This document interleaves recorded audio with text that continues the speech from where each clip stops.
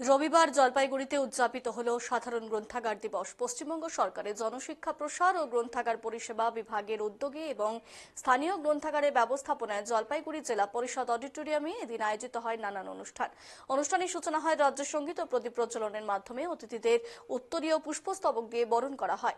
উপস্থিত ছিলেন জলপাইগুড়ি জেলা পরিষদের সভাধিপতি কৃষ্ণা রায় বর্মন, জেলা পরিষদের শিক্ষা কর্মাধ্যক্ষ প্রণীতা দাস, জেলা গ্রন্থাগার আধিকারিক ইমরান শেখ সহ অনেকেই। বিদ্যালয়ের ছাত্রদের সঙ্গীত পরিবেশন অনুষ্ঠানে ভিন্ন মাত্রা যোগ করে।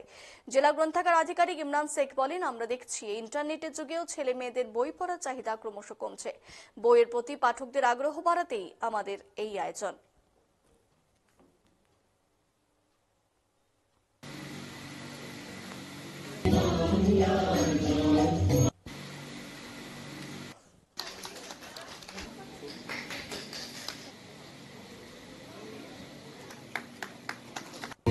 বলেছে যাব যাব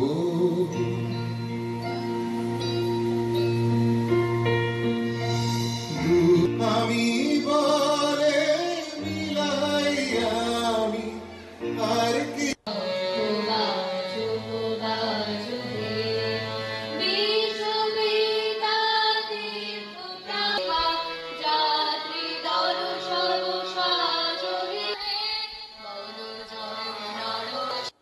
বলেছে যাব যাব।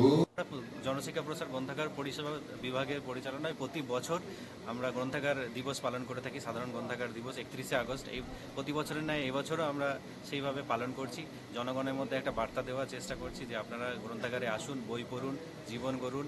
এবছর আমাদের এখানে আমরা সাংস্কৃতিক প্রোগ্রাম হবে, তার সঙ্গে সঙ্গে আমাদের জেলার যারা প্রতিটা লাইব্রেরি থেকে যে বেস্ট রিডার আছে তাদেরকে সম্মানিত করা হবে, সম্বর্ধনা দেওয়া হবে। মানে কতগুলো আছে লাইব্রেরি জেলার মধ্যে?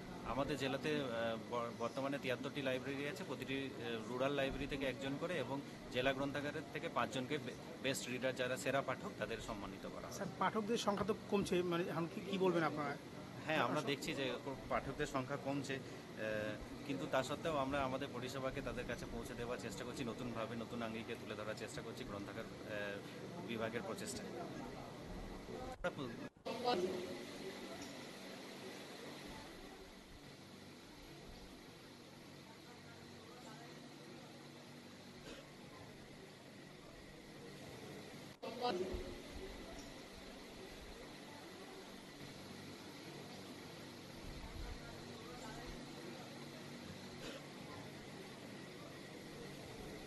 What?